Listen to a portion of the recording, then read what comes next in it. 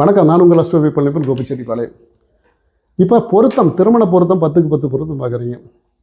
நம்ம வந்து சாஃப்ட்வேரில் போட்டு பார்ப்போம், இல்லாட்டி புக்கு வச்சு நம்ம பார்ப்போம். 10க்கு பொருத்தம் நீங்களே பார்த்துடுறீங்க.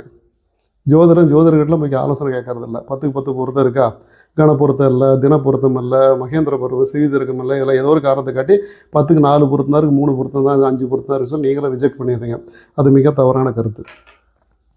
சொந்த ஜாதத்தை வந்து ஜாதம் டு ஜாதம், கட்டம் டு கட்டம் பார்க்காம நீங்கள் எக்காரத்தை கொண்டு ஜாதத்தை ஒதுக்கி வைக்கக்கூடாதுங்க. எந்த ஒரு நட்சத்திர தோஷமோ அப்படிலாம் எந்த ஜோதிட நூலும் கிடையவே கிடையாது.